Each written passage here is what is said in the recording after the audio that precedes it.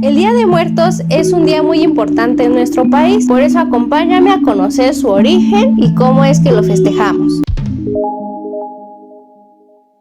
El origen de esta tradición proviene de los tiempos prehispánicos. En la mitología mexicana creían en un señor de la muerte, conocido como Mictlantecutli, que habitaba el inframundo llamado Mictlán. Las culturas indígenas como la maya, azteca, purépecha, entre otras, celebraban rituales dedicados a los muertos. Implica este tránsito de las ánimas, que regresan con los mortales para convivir con los familiares y compartir los alimentos que se les ofrece en los altares. El culto de la muerte era uno de los elementos básicos de la cultura. Los cuerpos se envolvían en un petate y sus familiares organizaban una fiesta con el fin de guiarlo en su recorrido al Mictlán. Mictlán significa infierno. Otros lo traducen como lugar de los muertos. Los dioses de los muertos, Mictlantecutli y Mictecacihuatl, tenían como regla pasar por una serie de obstáculos para ganarse un lugar en el Mictlán y con eso alcanzar el descanso eterno. Niveles del Mictlán. Itzcuitlán,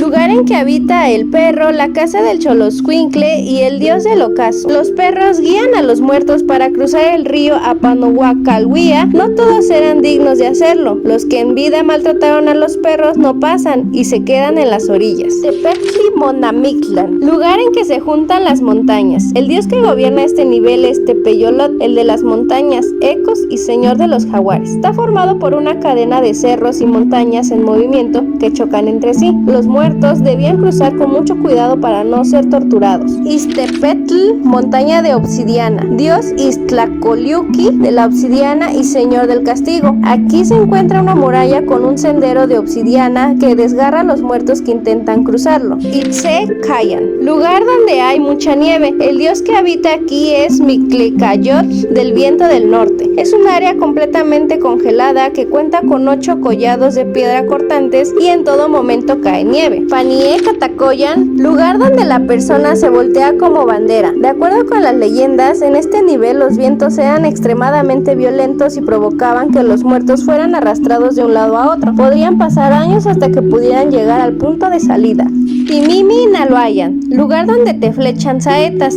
Es un sendero por el que los muertos debían cruzar con cuidado. Se encontraban en la oscuridad y había miles de manos invisibles que lanzaban flechas de saetas.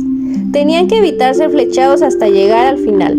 Teocoyohuehualoyan, lugar donde te comen el corazón. Se encuentra Tepeyolot, dios de los jaguares. Cuenta la leyenda que aquí habitan fieras salvajes que abrían el pecho de los muertos y les arrancaban el corazón. Izmictlán Apochcalolca, lugar donde se tiene que cruzar agua. Antes de alcanzar el descanso eterno hay un enorme río de aguas negras. Los muertos ya sin corazón deberán luchar para no caer en las profundidades, dejando todas sus penas para lograr avanzar. Chicunamictlán, lugar donde se tienen 9 aguas. Este lugar está lleno de neblina que no les permitía ver nada. Aquí deben de reflexionar sobre las decisiones buenas o malas que hayan tomado en vida y liberarse. Una vez terminado lo anterior, el muerto está limpio para poder entrar al Mictlán y recibir la bienvenida del señor de la mansión de los muertos. Estas ceremonias se realizaban generalmente coincidiendo con el final del ciclo agrícola del maíz, frijol y calabaza, considerando este momento como un tiempo de agradecimiento a los dioses del inframundo y la muerte a cambio de las buenas cosechas del año. Con la conquista española y la evangelización, los antiguos pueblos originarios adaptaron la veneración de sus muertos al calendario cristiano, la cual coincidía con el final del ciclo agrícola del maíz. Estas tradiciones fueron fusionadas con las festividades católicas del Día de Todos los Santos y Todas las Almas, trasladándose al 1 de noviembre, que corresponde a Todos los Santos, día dedicado a los muertos chiquitos o niños, y 2 de noviembre a los fieles difuntos, a los adultos, dando origen el Día de los Muertos que conocemos hoy. Las almas de los difuntos comienzan a visitar las ofrendas de sus seres queridos desde el 28 de octubre,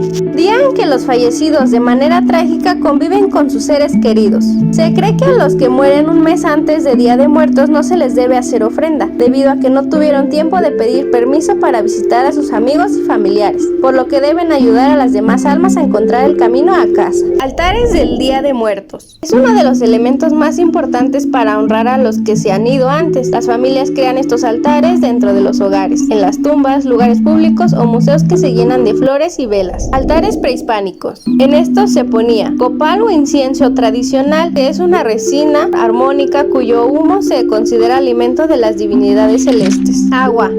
Considerada como fuente de vida, se ofrecía para saciar su sed. La sal. Varias comunidades se dedicaban a su extracción. Algunas de ellas son aquellas localidades que tienen el nombre de Salinas o los términos Ixtapan. Los arqueólogos creen que se veneró a una posible diosa prehispánica de la sal en San Miguel Ixtapan, Tejupilco. Cempasúchil o caléndulas. Para los aztecas y otras culturas prehispánicas, el cempasúchil tiene relación directa con el sol, pues de acuerdo con la mitología, fue el dios de Tonatiuh quien creó la flor a partir de una joven enamorada a quien le arrojó un rayo de luz para transformarla. Por esta razón, en algunos lugares se le quitan los pétalos para formar senderos que guíen a los muertos hasta la ofrenda. Gollete. Pocos conocen el pan de muerto conocido como gollete, pero es una de las piezas esenciales a colocar. Se trata de panes de forma circular cubiertos de azúcar de rosa con consistencia dura y un hoyo al centro. Se colocan ensartados a las cañas para simbolizar al Tzompantli. Torres de cráneos.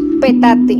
Es una alfombra tejida en hojas de palma. Es de suma importancia, pues era un objeto que nuestros antepasados usaban desde el primer día de vida hasta su muerte. Día de Muertos actualmente. Se ponen algunas cosas de nuestros antepasados y se agregan algunos como el pan de muerto. Hace referencia a su esqueleto. La forma redonda del pan representa el cuerpo humano. Las formas alargadas colocadas sobre la parte superior del pan representan los huesos y el nudo redondo en el medio representa el cráneo. Algunos relatos afirman que este pan se remonta a la época prehispánica. Puede haber ocupado el lugar de los sacrificios humanos originalmente requeridos por los aztecas para honrar la festividad. Imágenes religiosas, como un crucifijo o una imagen de la Virgen de Guadalupe o la de algún santo. Veladora.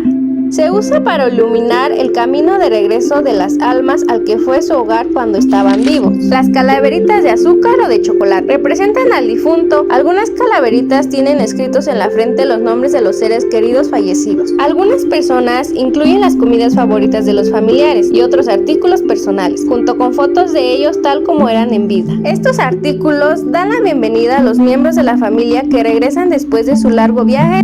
La ofrenda simbólicamente hace que el difunto se sienta cómodo al visitar a los vivos. En México se organizan grandes eventos, desfiles y festivales para honrar las tradiciones del Día de los Muertos. Las calaveras se encuentran entre los símbolos más reconocidos, desde calaveras de azúcar comestibles hasta creaciones de papel, que decoran casas y altares. Calaveritas literarias, también conocidas como panteones, las calaveritas literarias están conformadas por una serie de versos rítmicos o epigramas, rimas populares escritas con picardía, en las que los autores aprovechan para resaltar defectos y cualidades de figuras públicas, sucesos políticos o históricos, incluso recientes o que estén de moda. Hasta mediados del siglo XIX, que la calaverita literaria como la conocemos tendría sus primeras apariciones de 1849 en un periódico crítico de nombre El Socialista, editado en Guadalajara, Jalisco, por José Indelicato. Uno de los antecedentes más reconocidos de la calaverita es de los textos más polémicos